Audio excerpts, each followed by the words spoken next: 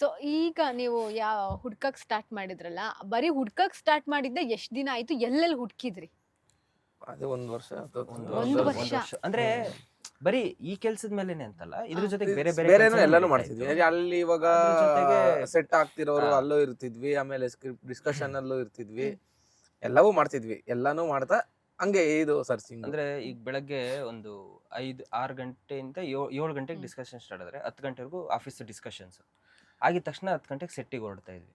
So ಸೆಟ್ಟಲ್ಲಿ ಏನ್ process ನಡೀತಾ ಇದೆ, ಆ ಪ್ರೋಸೆಸ್ ಆಗಿದ ತಕ್ಷಣ ಸರಿ ಅಂದ್ಬಿಟ್ಟು ಸರ್ ಇದು ಡೈಮೆನ್ಷನ್ ಏನು ಅಂತ ಎಕ್ಸೈಟ್ ಆಗ್ಬೇಕು ಸರ್ ಅಂತಂದ್ರೆ, ಆಮೇಲೆ ತಿರ್ಗಾ ನಮ್ಮ ರವಿ ಅಣ್ಣ ಮತ್ತೆ ನಮ್ಮ ಬಾಬಣ್ಣ ಇದ್ದಾರೆ, ಅವ್ರಿಗೆ ಸ್ವಲ್ಪ ಸೀನಿಯರ್ ಆಗಿರೋದ್ರಿಂದ ಅವ್ರು ಸ್ವಲ್ಪ ಈ ಪೊಲೀಸ್ ಡಿಪಾರ್ಟ್ಮೆಂಟ್ದು ಇದ್ರ ಬಗ್ಗೆ ಎಲ್ಲ ಅವರಿಗೆ ಇದು ಜಾಸ್ತಿ ಇದೆ, ಕಮ್ಯುನಿಕೇಶನ್ ಸ್ವಲ್ಪ ಜಾಸ್ತಿ ಇತ್ತು. ಸೊ ಹಂಗಾಗಿ ಅವ್ರು ಕರ್ಕೊಂಡು ಹೋಗ್ಬಿಡೋರು ನಮ್ಮನ್ನ, ಮಗ ಹಿಂಗೈತೆ ಬಾ ಮಗ ಹೋಗೋಣ, ಇಂಥ ಕಡೆ ಸಿಗುತ್ತೆ ಬ್ಲೂ ಪ್ರಿಂಟ್, ಇಂಥ ಕಡೆ ಇದು ಸಿಗುತ್ತೆ ಅಂತ ಅಂದ್ಬಿಟ್ಟು ಅವ್ರಿಗೆ ಸ್ವಲ್ಪ ಐಡಿಯಾ ಜಾಸ್ತಿ ಇತ್ತಲ್ಲ, ಅವ್ರು ಕರ್ಕೊಂಡು ಹೋಗಿ ಅಲ್ಲಿಂದ ತಿರ್ಗಾ ವಾಪಸ್ ತಗೊಂಡು ಬಂದು ಸರ್ ಇದು ಸರ್ ಹಿಂಗಿಂಗೆ ಸರ್ ಅಂತ ಅಂದ್ಬಿಟ್ಟು ಮಾಡ್ತಾರೆ. ಎಷ್ಟು ಸೆಟ್ ಇದೆ ಒಟ್ಟು ಸಿನಿಮಾದಲ್ಲಿ? ಸಿನಿಮಾ ಇಡೀ ಫುಲ್ ಸಿನಿಮಾನೇ set. 15 ಎಕರೆ ಆಲ್ಮೋಸ್ಟ್ 20 ಎಕರೆ ಸೆಟ್ಟೇ ಫುಲ್, ಅದು ಓಕೆ. Full set. ಅದನ್ನ ಬಿಟ್ಟು ನಾವ್ ಎಲ್ಲಿ ಶೂಟ್ ಮಾಡಕ್ ಹೋದ್ರು ಎಲ್ಲಾ ಕಡೆನೂ ಸೆಟ್ಟೆ ಮೇಡಮ್. ಅದ್ಬಿಟ್ಟು ಮೈಸೂರು ಕಡೆ ಒಂದ್ ಕಡೆ ಶೂಟ್ ನಿಮ್ಗೆ ಮಾಡಿದ್ರು, ಒಂದ್ ಎರಡು ಏನಾಗುತ್ತೆ ಅಂದ್ರೆ ಇದು 1970s 80s ಬ್ಯಾಕ್ ಡ್ರಾಪ್ ಆಗಿರೋದ್ರಿಂದ ನಿಮಗೆಲ್ಲೂ ರಿಯಲ್ ಲೊಕೇಶನ್ ಸಿಗಲ್ಲ. ಆಬ್ವಿಯಸ್ಲಿ ರಿಯಲ್ ಲೊಕೇಶನ್ ಸಿಗಲ್ಲ, ತುಂಬಾ ಕಷ್ಟ. ಸಿಕ್ಕಿದ್ರೆ ಕಷ್ಟ ಅಲ್ಲ, ಸಿಗದೇ ಇಲ್ಲ. ಮ್ಯಾಕ್ಸಿಮಮ್ ನಿಮಗೆ ಏನು ಅಂತಂದ್ರೆ ಎಲ್ಲೋ ಈ ಮೈಸೂರು ಪ್ರಾಂತ್ಯದಲ್ಲಿ ಕೆಲವೊಂದು ಮನೆಗಳು ಸಿಗ್ಬೋದು ಪೋರ್ಷನ್ ಅಷ್ಟೇ. ಸಿಗುತ್ತಷ್ಟೇ. ಅಷ್ಟು ಬಿಟ್ರೆ ಈ ಬೆಂಗಳೂರಲ್ಲಂತೂ ನೀವು ಎಲ್ಲೂ ನೋಡಲ್ಲ, ಎಲ್ಲೂ ಸಿಗಲ್ಲ. ಸೊ ಬೆಂಗಳೂರಲ್ಲಿ ಓವರ್ ಆಲ್ ಸೆಟ್ ಅಲ್ಲೇನೆ ಮಾಡಿದೆ. ಈಗ ಅಂದ್ರೆ ಈಗ ಆ ಒಂದು ಸ್ಟ್ರಕ್ಚರ್ ಇರುತ್ತೆ, ಅದನ್ನ ಸ್ಟ್ರಕ್ಚರ್ ಮುಂದೆ ಎಕ್ಸ್ಟೆನ್ಷನ್ ಮಾಡ್ಕೊಂಡು ಆ ಫೀಲ್ಡ್ ನೇ ಸ್ವಲ್ಪ ಎಕ್ಸ್ಟೆನ್ಷನ್ ಮಾಡ್ಕೊಂಡು ಹಂಗ್ ಮಾಡ್ಕೋತಿದ್ವಿ. ಅಂದ್ರೆ ಅದಕ್ಕೆ ಮ್ಯಾಚ್ ಮಾಡ್ಕೊಂಡು ಆ ಸ್ಟ್ರಕ್ಚರ್ 70s ಅಂತ ಗೊತ್ತಾದ್ಮೇಲೆ ಅದಕ್ಕೆ ಮ್ಯಾಚ್ ಆಗುತ್ತೆ ಒಂದಷ್ಟು ಎಕ್ಸ್ಟೆನ್ಷನ್ ಮುಂದೆ ಮಾಡ್ಕೊಂಡು ಹಿಂದೆ ಏನೋ ಮಾಡ್ಕೊಂಡು ಅದಕ್ಕೆ ಮ್ಯಾಚ್ ಮಾಡ್ಕೊಂಡು 70s ಫೀಲ್ ಸಿಗ್ಬೇಕಲ್ಲ ಆ ಮ್ಯಾಚ್ ಮಾಡ್ಕೊಂಡು. ಅಂದ್ರೆ ನಮ್ ಬೆಂಗಳೂರು ನಮ್ ಸೆಟ್ ಬಿಟ್ಟು ಆಚೆ ಹೋದಾಗ ವಿತೌಟ್ ಸೆಟ್ ಏನು ಮಾಡೇ ಇಲ್ಲ ಮಾಡೇ ಇಲ್ಲ. ಹೊರಗಡೆ ಏನೂ ನಾವು ಮಾಡಿಲ್ಲ. ಲೈವ್ ಲೊಕೇಶನ್ ಶೂಟೇ ಮಾಡಿಲ್ಲ, ಫುಲ್ ಸೆಟ್. ಯಾವ್ದು ಎಲ್ಲಾ ಸೆಟ್. ಇದು ಟೌನ್ ಹಾಲ್ ಸೆಟ್ ಇದೆಯಲ್ಲ, ಅದ್ರ ಸ್ಪೆಷಾಲಿಟಿ ಹೇಳ್ತೀರಾ? ಅಂದ್ರೆ ಅದೇ ಮೇಡಮ್, ಸುಮಾರು ಜನ ಹೇಳ್ತಾರೆ ಗೊತ್ತಾ, ಗುರು ಟೌನ್ ಹಾಲ್ ಮುಂದೆ ಅಷ್ಟೊಂದ್ ಜನ ಜಿಗಿ ಜಿಗಿ ಜಿಗಿ ಅಂತ ಇರ್ತಾರೆ, ಒಂದ್ಸತಿನಾದ್ರು ಬರೀ ಒಬ್ರು ನಿಂತ್ಕೊಂಡು ಟೌನ್ ಹಾಲ್ ಫೋಟೋ ತಗಸ್, ನಾವೆಲ್ಲ ಸುಮಾರು ಸತಿ ತಗಸ್ತೀವಿ. ಏನ್ ಸ್ಪೆಷಾಲಿಟಿ ಏನಂದ್ರೆ ಮೇಡಮ್, ನಿಮ್ಗೆ ರಿಯಲ್ ಟೌನ್ ಹಾಲು ಏನ್ ಸೈಜ್ ಇದೆ, ಏನ್ ಹೆಂಗಿದೆ ಹಂಗೆ ಇದೆ, ಅದೇ ಸೇಮ್ ಸೈಜು ಎಲ್ಲಾನು ಆ ಅಷ್ಟು ವಿಡ್ತ್ ಆ ಲೆಂತ್ Length ಏನಿದೆ ಎಲ್ಲ ಒಂದೇ. ಪರ್ಫೆಕ್ಟ್. ಆ ಸ್ಟೆಪ್ಸ್ ಅಷ್ಟೇ. ದೊಡ್ಡದು. ಹೌದು. Okay. ಮತ್ತೆ ಮೇಡಮ್ ಎಷ್ಟು ಪರ್ಟಿಕ್ಯುಲರ್ ಆಗಿದ್ರೆ ಅಂದ್ರೆ ಆ ಮೆಟ್ಲಿದೆ ಗೊತ್ತಾ, ಆ ಮೆಟ್ಲು ಕೂಡ ಅದೇ ಸೈಜ್, ಅಲ್ಲಿ ಏನಿದೆ ಸೈಜ್ ಒರಿಜಿನಲ್ ಸೈಜ್ ಅದೇ ಸೈಜ್. ಇನ್ನೊಂದು ಸ್ಪೆಷಾಲಿಟಿ ಏನ್ ಗೊತ್ತಾ ಮೇಡಮ್, ಅಲ್ಲಿ ಎಷ್ಟು ಮೆಟ್ಲಿದೆ ಅಷ್ಟೇ ಅಷ್ಟೇ ಮೆಟ್ಲು ಮೆಟ್ಲಿದೆ. ಇರೋದು. ಅಷ್ಟೇ ಮೆಟ್ಲೇನೆ ಇರೋದು. ಮತ್ತೆ ಅದೇನ್ ಮಾರ್ಕೆಟ್ size ಅಷ್ಟೇ, ಅಲ್ಲಿ ಇದೆ? ಮಾರ್ಕೆಟ್ ಕೂಡ ಅಷ್ಟೇ. ಅಲ್ಲಿ ಏನ್ ಒರಿಜಿನಲ್ ಲೆಂತ್ ಏನಿದೆ, ಸೈಜ್ ಏನಿದೆ ಸೇಮ್, ಅದು ಬ್ಲೂ ಪ್ರಿಂಟ್ ಅಲ್ಲಿ ಏನಿತ್ತು ಅಲ್ಲಿ ತಗೊಂಡ್ ಅದು ಒರಿಜಿನಲ್ ಅದೇ ಸೈಜ್ ಅಲ್ಲೇ ಮಾಡಿರೋದು. ಕಾಣಿಸೋದೇ ಇಲ್ಲ ಇವಾಗ ಮಾರ್ಕೆಟ್ ಆ ತರ ಇದೆಯಾ ಅಂತ ಕಾಣಿಸೋದೇ ಇಲ್ಲ. ಬಟ್ ಇದೆ, ಇವಾಗ್ಲೂ ಇದೆ, ಅದೇ ತರ ಇದೆ. ಬಟ್ ಮುಂದೆ ಗಿಂದೆ ಇಲ್ಲ ಏನಾಗ್ಬಿಡೈತೆ. ನಮ್ದ ನೋಡ್ರೆ ನೀಟಾಗಿ ಕಾಣುತ್ತೆ.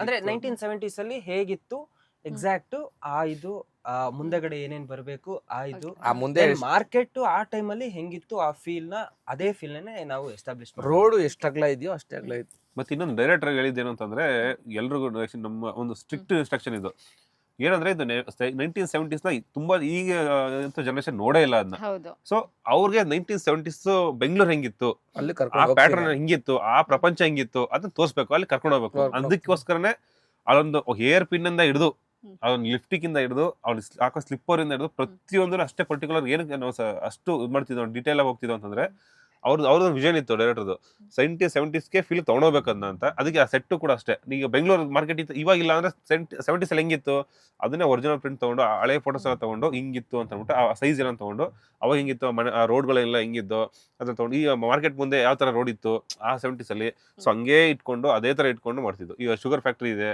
ಅಲ್ಲಿ, ಇದು ಯಾವುದು ಬ್ಯಾಂಕ್, ಶಿವಾಜಿ ಥಿಯೇಟರ್ ಇದೆ, ಕೆನರಾ ಬ್ಯಾಂಕ್ ಇದೆ. ಕೆನರಾ ಬ್ಯಾಂಕ್ ಇತ್ತು, ಅದೆಲ್ಲಾನು ಕೂಡ ಅಷ್ಟೇ. ನಮ್ಗೆ ಗೊತ್ತೇ ಇಲ್ಲ ಕೆನರಾ ಬ್ಯಾಂಕ್ ಇದೆಲ್ಲ ಇತ್ತ ಅಂದ್ರೆ ಗೊತ್ತಿಲ್ಲ ನನಗೆ. ಅದು ಅವಾಗಂದ ಅವರು ರಿಸರ್ಚ್ ಮಾಡಿದ್ಮೇಲೆ ಗೊತ್ತಾಯ್ತು ಇಷ್ಟೊಂದೆಲ್ಲ ಐತಲ್ಲಪ್ಪ ಅಂತ ಅಂದ್ಬಿಟ್ಟು ಅಂತ. ಈಗ ಇದು ಕಾಸ್ಟ್ಯೂಮ್ದು ಅಷ್ಟೇ. ಅಂದ್ರೆ ಈಗ ಬಂದ್ಬಿಟ್ಟು ಈಗ ಸ್ಯಾರಿ ಅಂತಾನೆ ಪೋಲಿಕಾ ಡಾಟ್ ಎಲ್ಲ ಓದಿದ್ದು, ಅದೆಲ್ಲ ಹಾಕ್ಬಿಟ್ರೆ ಇದು ರೆಟ್ರಫಿಲು ಓಕೆ. ಆತರ ಈ ನಮ್ ಡೈರೆಕ್ಟರ್ ಆತರ ಅಲ್ಲ. ಅದನ್ನೇ ನಾನ್ ಯಾಕೆ ಮಾಡ್ಬೇಕು ಅದನ್ನ, ಎಲ್ಲರೂ ಬೇರೆ ಯಾರು ಬೇಕಾದ್ರೂ ಮಾಡ್ಬೋದಲ್ಲ ಅದನ್ನ.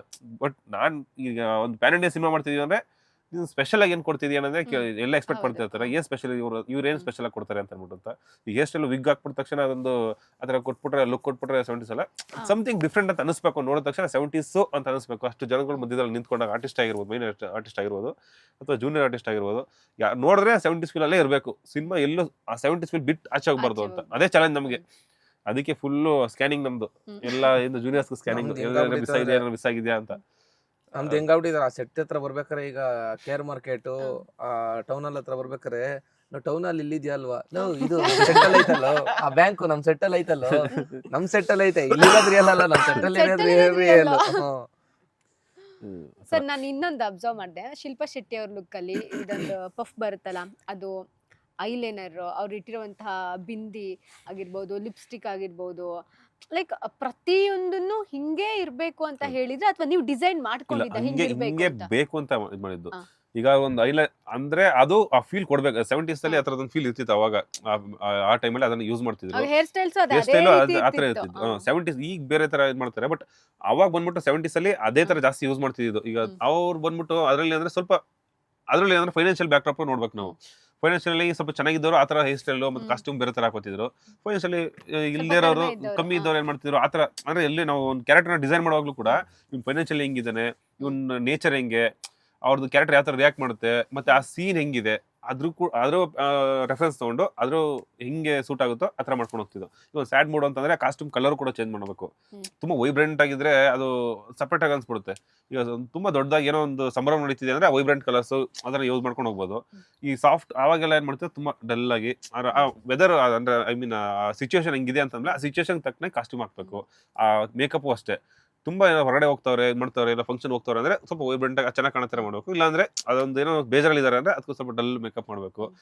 ಇದು ಹಾಕೋ ಆಕ್ಸೆಸರೀಸ್ ಅಷ್ಟೇ ಕಮ್ಮಿ ಮಾಡ್ಬೇಕು. ಇದನ್ನೆಲ್ಲ ಪರ್ಟಿಕ್ಯುಲರ್ ಆಗಿ ಆ ಸೀನ್ ಹಿಂಗಿದೆ ಅಂದ್ರೆ ಹಿಂಗೆ ಇರಬೇಕು ಇವರು ಅಂತ ಆಲ್ಮೋಸ್ಟ್ ನಾವು ಅದನ್ನ ತೆಗೆದ್ಬಿಟ್ಟು ಈ ಸೀನ್ ಇದು ಅಂತ ಅನ್ಬಿಟ್ಟು ಫಿಕ್ಸ್ ಮಾಡ್ಬಿಟ್ಟು ಅವ್ರಿಗೆ ಕಳಿಸಿದ್ದು ಆ ಒಂದು PDF ಮಾಡ್ಬಿಟ್ಟು.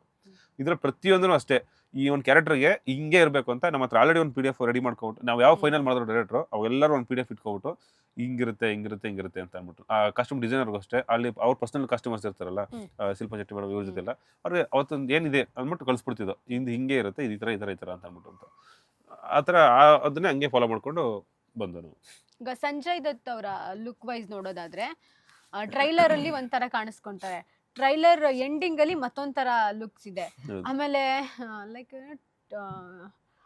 ಸರ್ಸೆ ಸಾಂಗ್ ಅಲ್ಲೂ ಬೇರೆ ತರ ಕಾಣಿಸ್ಕೊಂತಾರೆ. ಅಂದ್ರೆ ಒಂದೊಂದ್ ಫ್ರೇಮ್ ಅಲ್ಲೂ ಒಂದೊಂದ್ ರೀತಿ ಇದೆಯಾ ಅವ್ರ ಲುಕ್?